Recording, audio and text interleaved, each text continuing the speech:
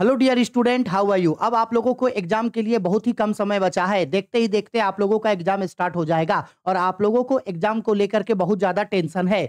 और कुछ दिनों से हम वीडियो इसलिए नहीं डाल पा रहे थे क्योंकि यूट्यूब में हमको नहीं पता है AI बोट क्या होता है। हम जो भी वीडियो अपलोड कर रहे हैं उस वीडियो का लैंग्वेज बदल जा रहा है।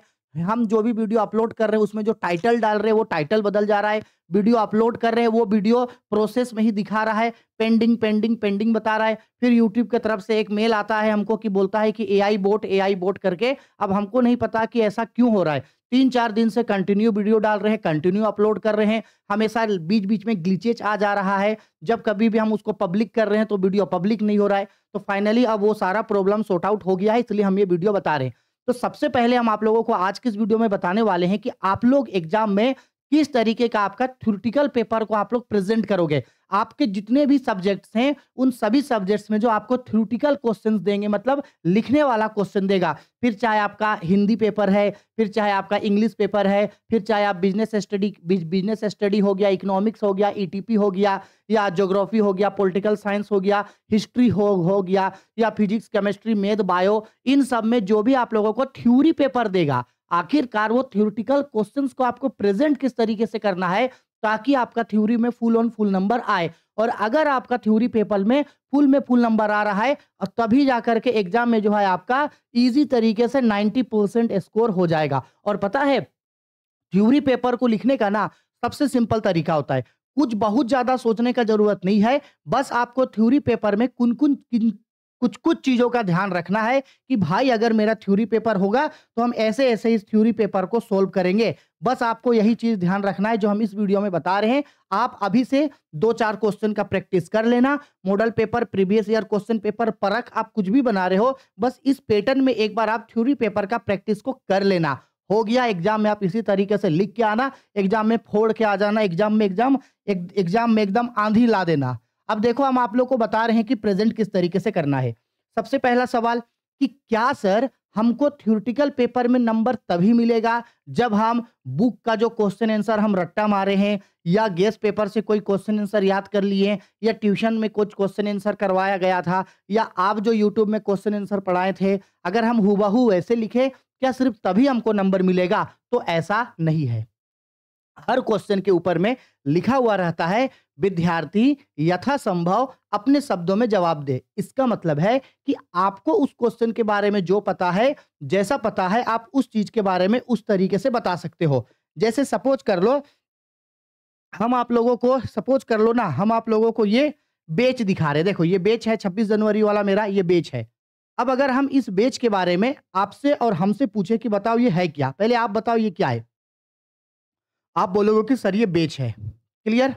हमसे पूछेगा तो हम क्या बोलेंगे? हम बोलेंगे कि जब 26 जनवरी हो रहा था तो 26 जनवरी में जो चीफ गेस्ट था या जो आपका कमेटी का जो मेन मेंबर था, उन लोगों को अलग से पहचाना जाए, इसलिए ये उन लोगों को दिया गया था और ये उन लोगों को यहाँ लगाया गया था, जिससे उन लोगों को एक अलग पहचान, एक अलग आइडेंटिटी मिल रहा था।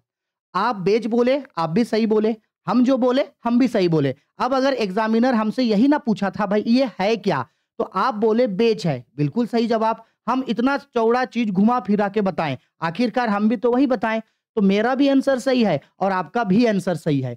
इसका मतलब है कि अगर आप उस चीज के बारे में, अगर आप बुक का हूबहू चीजों को लिखते हो तो भी सही है, याद करके लिखते हो तो भी सही है, और अगर आप उसको अपने शब्दों में भी लिखते हो, बस जिस चीज के, बस आपको ट्राई ये करना है कि जिस चीज के बारे में आपको बोला गया है, आपको उसी चीज के बारे में वहां पे बताना है।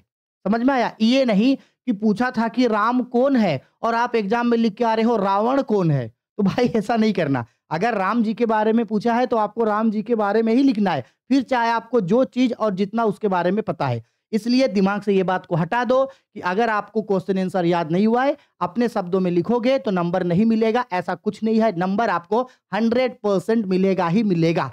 बस आप किस तरीके से लिखे हो और एग्जामिनर किस तरीके से चेक किया है, उस बेसिस पे आपको नंबर देगा। ठीक है? तो बिंदास रहो, क्वेश्चन आंसर याद नहीं है, हल्का फुल्का पढ़ के भी आप अपने शब्दों में लिखना, आपको एकदम दबा के नंबर मिलेगा। अब बात करते हैं कि आंसर प्रेजेंट कैसे करेंगे। सबसे पहले हम लोग बात करते हैं हम लोगों का ये how to present theoretical papers. ठीक है? अब ध्यान से सुनना, हम सभी सब्जेक्ट्स के लिए आप लोगों को बता रहे हैं। सबसे पहले हम लोग यहाँ पे डिस्कस करते हैं एक सेकेंड। देखो, सबसे पहले हम लोग डिस्कस करते हैं आपका 2 मार्क्स क्वेश्चन का। सबसे पहला कि एग्जाम में आपका जो भी सब्जेक्ट्स है उसमें जो 2 मार्क्स का क्वेश्चन पूछेगा उसको किस तरीके से प्रेजेंट करेंगे। अब देखो, 2 मार्क्स का क्वेश्चन में आपको बहुत बड़ा क्वेश्चन नहीं पूछेगा। 2 मार्क्स क्वेश्चन का जो आंसर होगा वो आंसर आपको या तो फिर एक वाक्य में पूछेगा, एक वाक्य का मतलब या तो एक सेंटेंस में पूछेगा। कई सारा क्वेश्चन का आंसर जो होगा वो सिर्फ और सिर्फ 1 वर्ड्स में कंप्लीट हो जाएगा।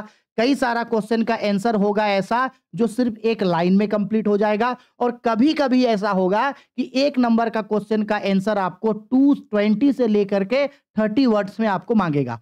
तो सिंपल बात है, क्वेश्चन को पढ़ना। अगर क्वेश्चन में उसका आंसर 1 वर्ड में पूछा गया है तो 1 वर्ड में लिखना। अगर उसका आंसर 1 लाइन में पूछा है तो 1 लाइन में लिखना, यानी 1 सेंटेंस में लिखना। और अगर वर्ड में पूछा है 20 से 30 वर्ड तो बस 20 से 30 वर्ड में लिखना। इससे ज्यादा लिखने का जरूरत नहीं है। ऐसा नहीं करना कि आपको मान लो कि 2 मार्क्स का एक क्वेश्चन पूछा, अब आपको इस क्वेश्चन का आंसर बहुत अच्छे तरीके से याद है। अब आप क्या करोगे, इस क्वेश्चन का आंसर चूंकि आपको याद है तो आप इस क्वेश्चन का आंसर को एकदम 1.5 पेज लिख करके आ गए हो। अब अगर 1.5 पेज लिख करके आए हो तो एग्जामिनर तो आपको इसके लिए सिर्फ 2 नंबर ही देगा। तो ऐसे में आपका टाइम लॉस हुआ, एक्स्ट्रा नंबर तो इसमें मिलेगा नहीं। ऐसा तो नहीं है कि अगर ये क्वेश्चन 5 नंबर का 2 नंबर का है, आप बहुत ज्यादा लिखे तो आपको 5 नंबर देगा, ऐसा तो नहीं है। इसलिए 2 नंबर क्वेश्चन का आंसर आपको जितने वर्ड्स, जितने लाइन, जितने सेंटेंस, जितने वर्ड्स में पूछेगा आपको उतना ही लिखना है। अगेन आपको अपने शब्दों में लिखना है, बिंदास लिखना, कोई दिक्कत नहीं है। बस थोड़ा सा भी अगर आपका आंसर मिलता जुलता हो गया तो एग्जामिनर आपको नंबर दे देगा, ठीक है। इसके लिए बिंदास रहो। अब आते हैं 3 मार्क्स का क्वेश्चन में। इस 3 मार्क्स का क्वेश्चन को आप ध्यान से सुनोगे। सबसे पहले ये समझो, अगर आपको 3 मार्क्स का क्वेश्चन में किसी चीज का विशेषता पूछा, किसी चीज का महत्व पूछा, किसी चीज का गुण पूछा, किसी चीज का दोष पूछा, ये सब अगर आपको पूछता है, या किसी चीज का अंतर पूछा यानी कि फीचर्स पूछा, इंपोर्टेंस पूछा, ऑब्जेक्टिव्स पूछा, नेचर्स पूछा, कैरेक्टरिस्टिक्स पूछा, ऑब्जेक्टिव्स पूछा, डिफरेंसेस पूछा, अगर ये सब पूछा है आपको तो आपको, चूंकि ये आपका कितना 3 मार्क्स का है, तो कम से कम आपको इसको 3 से लेकर के 4 पॉइंट्स में आपको इसको डील करना है। याद रखना, अगर विशेषता, महत्व, गुण, दोष, ठीक है, आपका उद्देश्य, प्रकार या अंतर, ये सब पूछ रहा है तो आपको आंसर कम से कम 3 से लेकर के 4 वर्ड्स में आपको आंसर को देना है। अगर आप 3 से 4 पॉइंट लिखे और उसको थोड़ा डील कर दिए तो आपको पूरा नंबर मिलेगा। और अगर अंतर वाला मिला क्वेश्चन तो जिन चीजों में अंतर बनाने बोला है उसके लिए बॉक्स बनाना। हम हमेशा बोलते हैं अंतर को हमेशा बॉक्स में प्रेजेंट करना, बॉक्स बनाना। और बॉक्स में चूंकि ये क्वेश्चन 3 मार्क्स का पूछा है तो अगर आप 3 अंतर भी अगर आप लिख दोगे तो आपको 3 का 3 नंबर मिल जाएगा अंतर वाला में। क्लियर। और अगर मान लो ना तो विशेषता, ना तो महत्व, ना तो उद्देश्य, ना तो गुण, ना तो दोष, ना तो अंतर, ना तो ऑब्जेक्टिव, ना तो फीचर्स, ना तो कैरेक्टरिस्टिक्स, ना तो इंपोर्टेंस, ना तो आपका नेचर सिग्निफिकेंट, और ना ही आपका डिफरेंसेस पूछा, बस एक नॉर्मल क्वेश्चन पूछ दिया। तब आप क्या करना, वर्ड्स देखना एक बार कि कितना वर्ड्स में इसका आंसर मांगा है। अगर इसका आंसर 50 से लेकर के 120 वर्ड्स के बीच में मांगा है तो आपको इसी के बीच में आंसर देना है। अब आप वर्ड तो काउंट करने जाओगे नहीं, तो आप ट्राई करना, अगर आपको वर्ड काउंट नहीं करना है तो आप ट्राई करना कि कम से कम हाफ पेज, मतलब कि आधा पेज में आप इसका आंसर को जरूर लिखोगे। 3 नंबर का क्वेश्चन का आंसर कम से कम आधा पेज में आप लिखोगे, यानी जो 1 पेज होगा उस 1 पेज में कम से कम आप 2 क्वेश्चन का आंसर को लिखोगे। ये नहीं करना कि 3-3 नंबर का क्वेश्चन है, एक ही पेज में आप 4 गो क्वेश्चन बना दे रहे हो, यानी कि 2-2 लाइन 3-3 लाइन लिखे और छोड़ दिए। ऐसा बिल्कुल नहीं करना आप लोग। कम से कम आधा आधा पेज आप लिखोगे 3 नंबर का क्वेश्चन का आंसर को, कम से कम आधा आधा पेज लिखोगे, यानी 1 पेज में आपको, जैसा हम आप लोगों को दिखाने का कोशिश करते हैं, जेक बोर्ड का जो आपको क्वेश्चन मिलेगा हम अपना स्टूडेंट लोगों का दिखाते हैं। हाँ, अगर कोई थ्योरी पेपर का हम टेस्ट लिए थे उन लोगों का तो हम आप लोगों को दिखाते हैं। रुक जाओ, ये हो गया बीएमटी हो गया, दिखाने का कोशिश करते हैं। ये तो अकाउंटेंसी हो गया ना, कोई थ्योरी पेपर नहीं है। इस तरीके का आपको सेम कॉपी मिलेगा जेक बोर्ड का। यहाँ पे जेक बोर्ड का लोगो रहेगा, फ्रंट पेज हटा हुआ रहेगा, इधर लाइन खींचा हुआ रहेगा, इधर लाइन खींचा हुआ रहेगा, आपको बीच में लिखना है। ठीक है, हम आप लोगों को ये चीज बाद में समझाएंगे। अभी फिलहाल कोई थ्योरी पेपर का शायद अभी मेरे पास कॉपी नहीं है। देखते हैं अगर होगा तो। नहीं, फिलहाल अभी मेरे पास नहीं है। ठीक है, चलो रहने देते हैं। तो इस तरीके से आप 3-3 नंबर क्वेश्चन का आंसर दोगे। आई होप आपको समझ में आ रहा है चीज़। अब बात करते हैं सबसे इंपॉर्टेंट चीज़ कि सर 2 नंबर वाला तो क्वेश्चन लिख लेंगे। सर 3 नंबर वाला भी घसीट-घसीट के कुछ भी अपने से खुरापाती दिमाग करके लिख लेंगे। लेकिन सर सबसे ज़्यादा दिक्कत तो 5 नंबर वाला क्वेश्चन में हो रहा है। जबकि 5 नंबर वाला क्वेश्चन में कोई दिक्कत ही नहीं होना चाहिए। 5 नंबर वाला क्वेश्चन में तो आप जितना अच्छा से चीज़ों को कहानी बना-बना के लिख सकते हो, लिख देना। अब सुन लो मेरा बात। 5 नंबर वाला क्वेश्चन में मैक्सिमम क्वेश्चन जो पूछेगा ना, वो पॉइंट्स वाला ही पूछेगा। ठीक है? कोई भी चीज़ पूछे, हिस्ट्री, पॉलिटिकल साइंस कुछ भी पूछे, 5 नंबर का क्वेश्चन का आंसर आपको पॉइंट्स बना-बना के लिखना है। और अगर आपको कोई पॉइंट्स वाला क्वेश्चन पूछे, तो कम से कम आपको 5 से लेकर के 6 पॉइंट्स में आपको इसका आंसर देना है। मतलब कोई 1 पॉइंट कोई क्वेश्चन पूछा, उसका पहला आंसर का पहला पॉइंट लिखना, उसको एरो देके के अंडरलाइन करना, पहला पॉइंट को क्या करना, उसको एरो देके के अंडरलाइन करना और उसको इस तरीके से डील करना। फिर पॉइंट नंबर 2 डालना, उसका हेडिंग लिखना, फिर उसको एरो दे करके अंडरलाइन कर देना, फिर उसके नीचे से उसको डील करना। इस तरीके से आप कम से कम आप 5 से 6 पॉइंट लिख करके उसको डील करोगे, तो आपको नंबर एकदम दबा के मिलेगा। एक भी नंबर आपका कटने वाला नहीं है। फिर चाहे आप थ्योरेटिकल पेपर में आप कोई भी क्वेश्चन का आंसर लिख रहे हो, किसी भी सब्जेक्ट का आंसर आप लिख रहे हो, कम से कम आपको पॉइंट्स वाला में 5 से 6 पॉइंट्स में आपको उसका आंसर देना है। और इसी में अगर मान लो कि अंतर वाला क्वेश्चन पूछे, सपोज कर लो कि इसी में आपका कौन सा क्वेश्चन पूछे, अंतर वाला क्वेश्चन पूछे, तो सर अंतर वाला क्वेश्चन में क्या करेंगे? कुछ नहीं। अगर अंतर यानी डिफरेंस वाला क्वेश्चन पूछेगा, तो ऊपर में हेडिंग लिख करके डिफरेंस का टेबल बना देना। क्या बनाना? टेबल बनाना डिफरेंस का।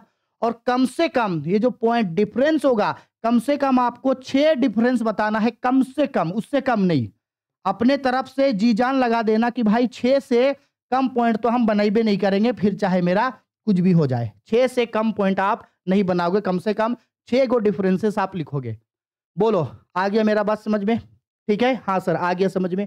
और मोस्ट इंपॉर्टेंट चीज, ये जो 5 नंबर का लॉन्ग टाइप का क्वेश्चन जो आप लिखोगे, 5 नंबर का जब आप ये लॉन्ग टाइप का क्वेश्चन जब लिखोगे, तब आपको करना ये है कि अगर मान लो किसी पॉइंट्स को आपको अगर डील करना है ना, तो उसको ना ऊपर में अच्छा से रिप्रेजेंट करना। जैसे हम आपको अगर बोलते हैं, सपोज बिजनेस स्टडी का एक क्वेश्चन लेते हैं, सपोज कर लो आप सारे टॉपिक में सारे क्वेश्चन को इस तरीके से समझ सकते हो। वहां मान लो पूछा है प्रबंध के कार्य को बताइए, तो प्रबंध के 5 कार्य होते हैं। तो आंसर में इस तरह से हम पहले हेडिंग लिखते हैं, प्रबंध के कार्य, फंक्शंस ऑफ मैनेजमेंट लिखे। इसके बाद इसको इस तरीके से तोड़ देंगे। अब हमको पता है कि प्रबंध के 5 कार्य होते हैं, तोड़े। तो सबसे पहला प्रबंध का कार्य हम इस तरीके से इसको दिखा रहे हैं ताकि एग्जामिनर अच्छे से चीजों को समझ सके। अब प्रबंध के पहला कार्य होता है जैसे नियोजन यानी कि प्लानिंग, तो नियोजन लिखे। दूसरा होता है संगठन, तो यहाँ पे संगठन लिखे। तीसरा होता है नियुक्तिकरण, तो यहाँ पे हम लोग नियुक्तिकरण लिखे। चौथा होता है हम लोगों का निर्देशन, तो यहाँ पे हम लोग निर्देशन लिखें। इसके बाद 5वां होता है नियंत्रण, अंतिम कार्य होता है नियंत्रण, नियंत्रण लिखे। इस तरीके से अगर 5 पॉइंट को पहले दिखाएं, तो एग्जामिनर का पता है सबसे पहला ध्यान एग्जामिनर का यही पड़ेगा। सबसे पहला ध्यान एग्जामिनर का यही पड़ेगा कि अच्छा ये साफ साफ बता रहा है कि देखो भाई प्रबंध के जो है ये 5 कार्य होते हैं, ये है 5 कार्य हुआ। अब देखो इसमें वो आपको 5 नंबर नहीं देगा, अब आपको इसको डील करना है। तो यहाँ पे आप लिखना ना, हेडिंग डाल देना पॉइंट नंबर 1 और पहला पॉइंट है नियोजन, तो इस तरीके से इसको लिखेंगे नियोजन। ठीक है? इस तरह से इसको एरो दिए, अंडरलाइन किए, सीधा में नहीं इसके नीचे से, यहां से नियोजन के बारे में हम कम से कम 2 सेंटेंस लिखेंगे, कम से कम 2 से 3 सेंटेंस लिखेंगे। हो गया। फिर पॉइंट नंबर 2 डाले, थोड़ा सा नीचे आके दूसरा है संगठन, तो यहाँ पे हेडिंग डालेंगे संगठन, हेडिंग डाले संगठन, एरो दिए, अंडरलाइन किए। फिर यहां से हम लोग कम से कम उसको 2 से 3 सेंटेंस में उसको डील करेंगे। तो एग्जामिनर का पहला तो ध्यान यहां भी जाएगा और दूसरा आप जो यहां डील किए हैं वो भी एग्जामिनर देखा, तो वो समझ जाएगा कि नहीं यार स्टूडेंट ना मेहनत कर रहा है, स्टूडेंट मेहनत कर रहा है, स्टूडेंट मेहनत किया है और प्रेजेंट बहुत अच्छा से किया है। तो ऐसा में जो एग्जामिनर आपको कॉपी चेक करेगा वो खुश होकर के आपको फुल में फुल नंबर यहाँ पे वो आपको बैठा देगा। आ रहा है मेरा बात समझ में? इस तरीके से आपको प्रेजेंट करना है। कोई भी चीज के बारे में आप लिख रहे हो, आप इस तरीके से प्रेजेंट कर सकते हो। महत्व, विशेषता, गुण, दोष, कुछ भी तरीके से आप उसको प्रेज़ेंट करके अगर इस तरीके से लिखते हो, तो आपका नंबर एक भी नंबर आपका कटने वाला नहीं है।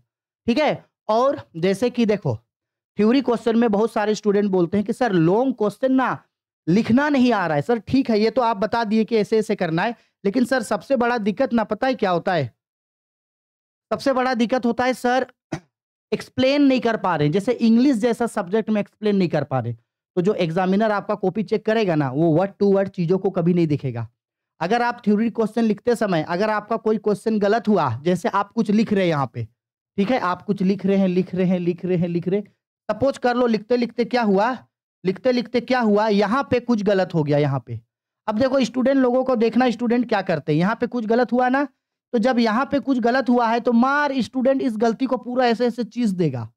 पूरा चीज़ देगा ऐसे, फिर यहाँ लिखेगा, फिर यहाँ गलती हुआ, फिर यहाँ चीज़ देगा। अब जब एग्ज़ामिनर आपका कॉपी चेक करेगा, तो उसका सही से ज़्यादा ध्यान उसका गलत चीज़ों पे जाएगा कि अच्छा ये इतना-इतना चीज़ों को काटा है।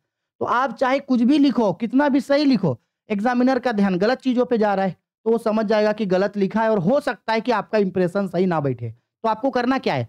अगर आपको कहीं पे गलत हुआ, जैसे आप यहाँ लिखे गलत हो गया ना, तो आप इस गलत वाले पॉइंट को हम तो बोलते हैं इसको आप काटो ही नहीं, छोड़ दो, आपको लकीर तक नहीं खींचना है। गलत हुआ उसको आप उसके बगल में सही वर्ड को लिख दो, सिंपल बात है। ना तो आपको उस वर्ड को ब्रैकेट में दिखाना है, ना तो उसको काटना है, ना तो आपको चीसना है, कुछ नहीं। गलत हुआ छोड़ दो, उसके बगल में सही वर्ड को लिख दो।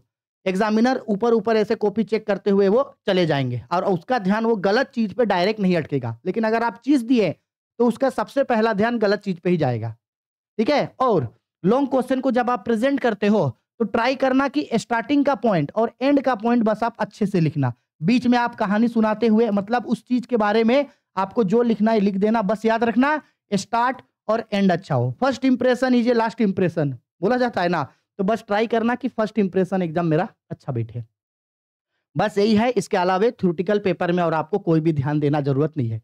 आप बोलोगे कि सर एग्ज़ाम के लिए तो सर 3-4 दिन का समय बचा है, तो सर अब कैसे होगा? अब तो सर बहुत टेंशन है। हम आपको बोलेंगे कि आप हर एक सब्जेक्ट्स का कम से कम एक बार मॉडल पेपर का थ्योरी क्वेश्चन का, थ्योरेटिकल क्वेश्चन का मेरे लिए प्रैक्टिस कर लो। चाहे इस साल का मॉडल पेपर का प्रैक्टिस करो या पिछले साल का मॉडल पेपर का या प्रीवियस ईयर क्वेश्चन पेपर का या तो फिर मॉडल परख जो आया है उसका मॉडल पेपर उठा लो और हर एक सब्जेक्ट का थ्योरेटिकल क्वेश्चन का कम से कम एक सेट तैयारी करो। 2-2 मार्क्स को भी ऐसे ही सोल्व करो, 3-3 मार्क्स को भी और 5-5 मार्क्स के क्वेश्चन को भी एक बार थ्योरेटिकल क्वेश्चन का प्रैक्टिस करके घर से जाओ।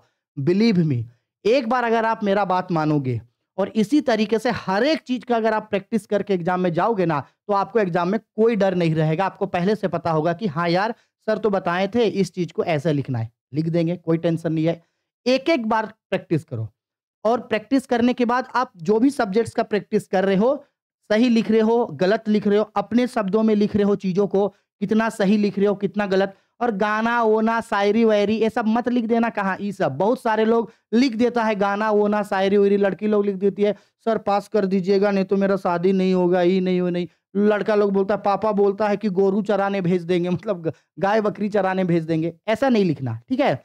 लिख लेने के बाद आप एक-एक बार प्रैक्टिस करो और प्रैक्टिस करने के बाद हमको भेजो। हम चेक करके बताएँगे कितना सही लिखे या कितना गलत। मेरा नंबर ले लो 6201440595 ये मेरा नंबर है, ठीक है? विवेक भैया, विक्की भैया, राहुल भैया, जिस नाम से सेव करना है सेव करके रख लो और इसी नंबर पे हमको टेलीग्राम में, याद रखना व्हाट्सएप वगैरह हम नहीं चलाते हैं, इसी नंबर पे हमको टेलीग्राम में आप उसका फ़ोटो खींचना और फ़ोटो खींच के हमको टेलीग्राम में भेज देना। हम आपका चीज़ को चेक कर देंगे और बता देंगे कि आप कितना सही और कितना गलत लिख रहे हैं।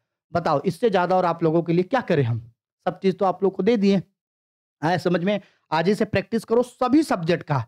जो भी आपका 5 पेपर है या जो भी आपका 6 पेपर है, सबका थ्योरी पेपर का एक-एक मॉडल पेपर को सोल्व करो और एक-एक कम से कम हमको उसको भेजो।